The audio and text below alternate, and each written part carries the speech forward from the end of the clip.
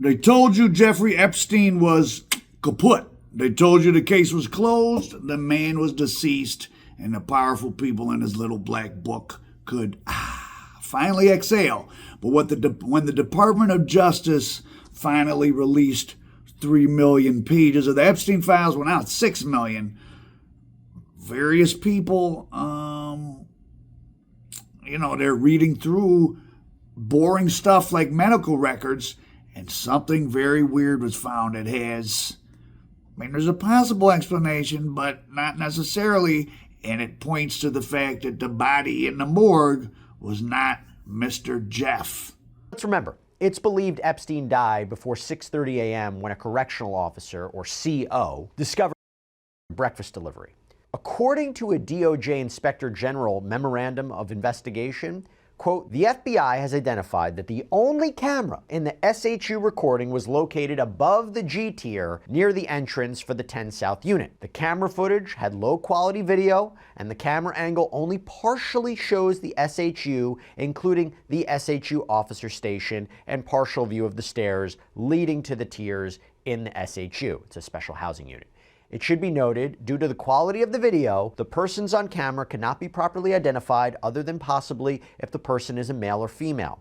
Let's set the scene. August 10th, 2019. Jeffrey Epstein, the billionaire, quote-unquote financier, private island operator, the man with the compromising info on, as we now know, many rich and powerful, that part ain't a conspiracy, is supposedly found at the Metropolitan Correctional Center in Manhattan. A bedsheet tied around we know the story.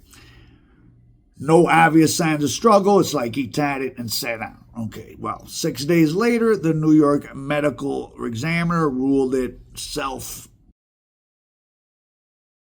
doing that to himself. I hate that I can't use all these words, but you know what supposedly Epstein did to himself. Case closed. But of course, the case was never closed. Autopsies don't lie. Sometimes crime scenes do. Forensic pathologists trust the body. This medical record stuff is a personal thing for me, and then I'm going to get into the Epstein case where my son and his mother and her two little brothers were in the fire long time ago. And after a year, I hit the police up like, what's up with this homicide investigation? And they're like, what homicide? And I had to call the coroner, and they're like, no, we ruled it homicide by fire. And the police were like, oh, we didn't even get the record. So that was a quadruple homicide that fell through the cracks of Detroit. I had to have them fax over the cause of just for the homicide department to even start doing anything. So medical records, it's a whole way we overestimate how perfectly functioning a lot of these big institutions are. So let me just say that as an asterisk. So this is why this caught my attention. So Epstein has to get a full autopsy, of course. So there's something called the bone evidence. So basically, the gist of this is there's medical evidence that Jeffrey Epstein had prostate cancer, which it's not your actual thing, but it's part of it. It's and a lot of men get it, and that he had it removed. Again, you're not having your genitalia removed, but there's just a part that gets removed. Forensic pathologist Dr. Michael Baden, hired by Epstein's brother. So they had this famous pathologist hired by his brother to come in, stated that the injury pattern was unusual for self, specifically something called bilateral fractures of the superior horns of the thyroid cartilage and a fraction of the hyoid bone. According to forensic literature, this combination of neck fractures with occurred while the man was still alive appear sometimes in self, but very rare, a couple percent of the time. Far more likely, so he had broken little bones And if you do yourself, it just cracks a certain way. But if someone grabbed you and did it and then put it around you, it would look that kind of way. And remember, he had a cellmate who was this big muscle steroid police officer who ended up getting convicted of murkifying 4 dope dealers and a dope deal gone bad, and you get an Epstein lookalike, make it look like he did it to himself, and then why do I say Epstein's still alive? So the prostate that I was referencing. So here we have some graphics on screen. Epstein files contain his full medical records. Remember, this is all this stuff about this guy. It's from his personal paperwork at his house.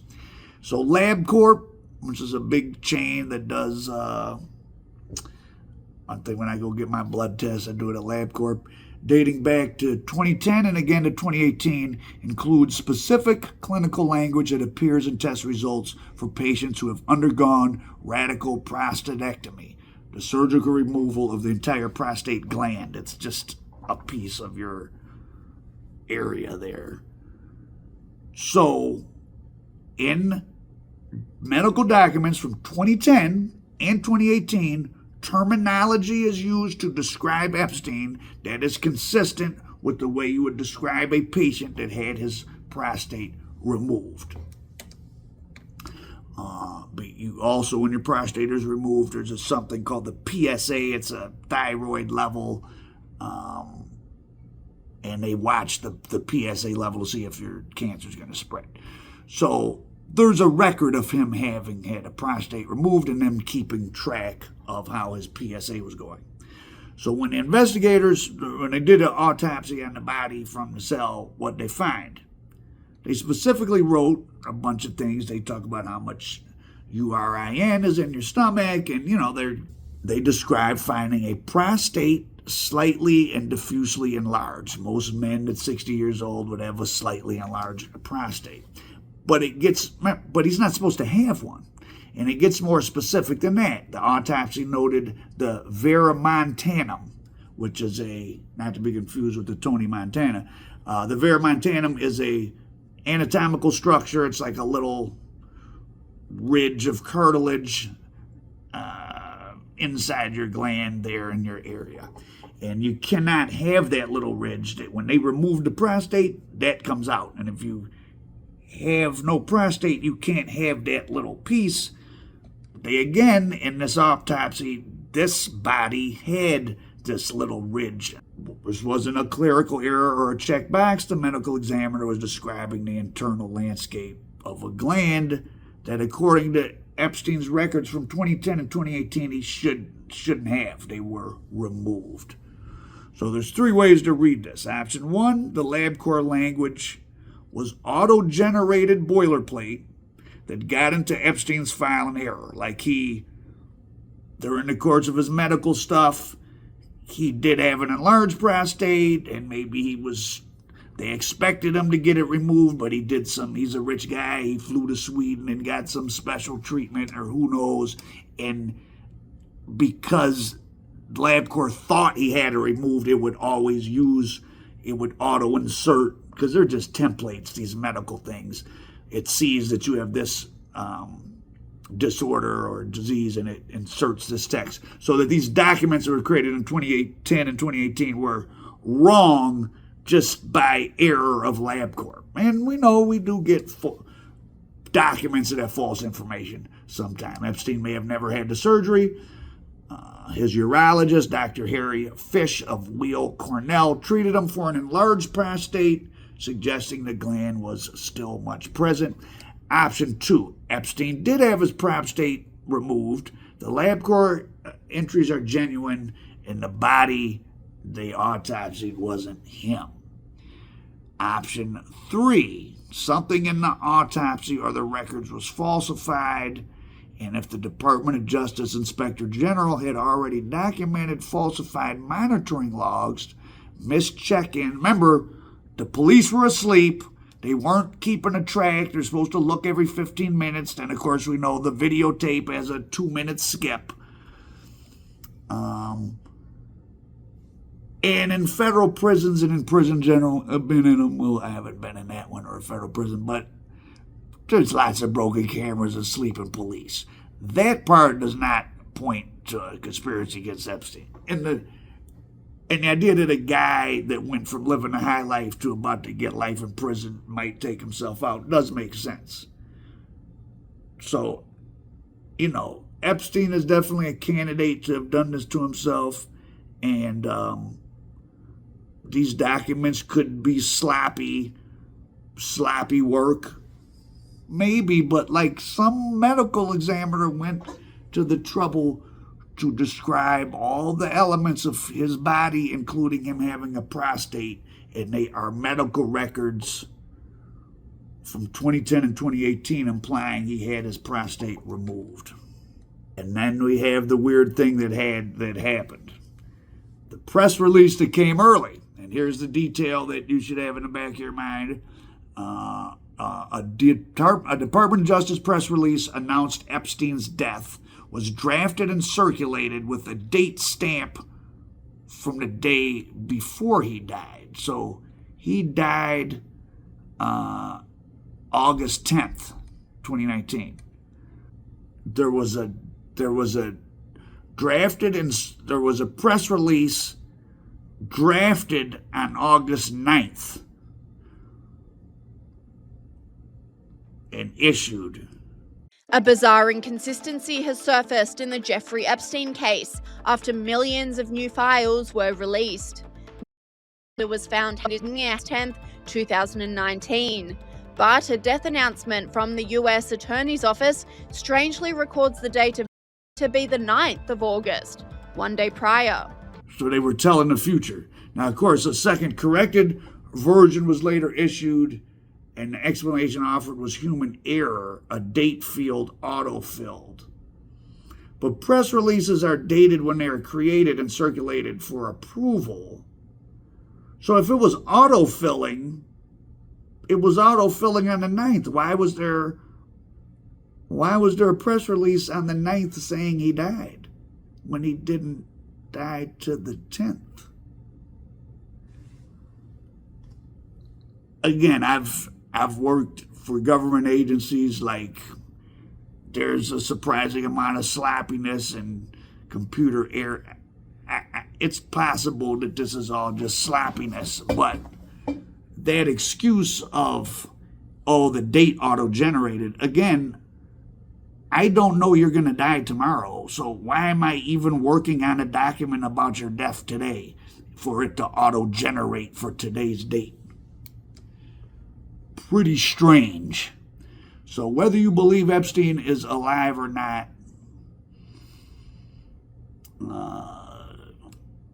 here's what we know with certainty. The night Epstein died, 2 guards assigned to his unit were asleep. Again, not that shocking. And reportedly falsified their check-in logs to cover it. Unfortunately, not that shocking. The surveillance cameras covering his cell malfunctioned. The footage was unavailable or corrupted, even though he was on self-unaliving watch and then taken off of it.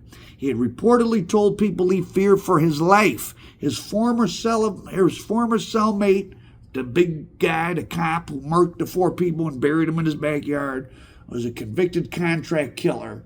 Now, that guy had already been transferred out of his cell. The scene was compromised from every angle, and when the scene is compromised, the autopsy becomes the only witness, and we have an autopsy of a guy with the prostate, and we have medical records saying he's not supposed to have one. We have a death certificate or a press release saying he was found self-whatted a day before he actually was.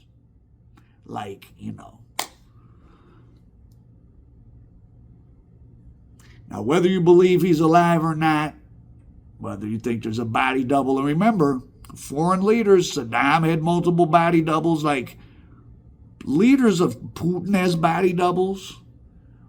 Trump may have body doubles. Like, world leaders use body doubles to help with assassination attempts, or defend them off, I should say, to mislead. Like, Putin may have been using a body double that looked kind of sickly to trick people to think he was sick and weak when really he wasn't. So to find a body double for Jeffrey Epstein is certainly not impossible. The documented reality is this. The man possessed blackmail-grade information. We know this is true now. This is no longer a rumor. Former Prince Andrew has been taken into custody. The female head of Goldman Sachs legal team, the whole legal wing of one of the biggest investment firms, she has stepped down. She is being questioned by Congress. The Clintons are going in front of Congress. Leslie Wexner got grilled. He admitted Epstein stole $100 million from him and wouldn't explain why he didn't even make a police report.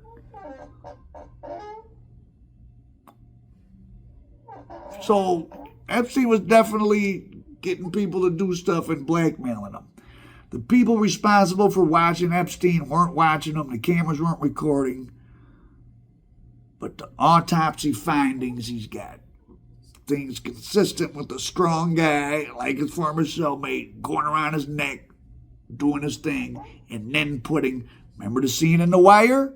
When they killed D'Angelo? Just think of that. Think of that. Think of that.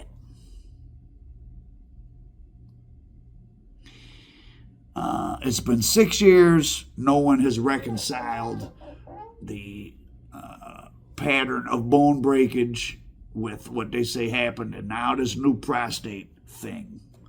The Epstein files has given us 6 million pages. Somewhere inside those pages is a lab court printout with clinical language that says one thing, that this guy had no prostate, and then there's a morgue report that says another that he did. One of them's wrong. In this case, that might be the most important sentence ever written about a dead man or a man who isn't dead. I'm Al Prophet. Don't trust the official story unless the official story makes sense. Remember to subscribe, share, like this before the algorithm hides it from you. Al Prophet, American Dope. Not Where's Waldo, where's Jeffrey Epstein?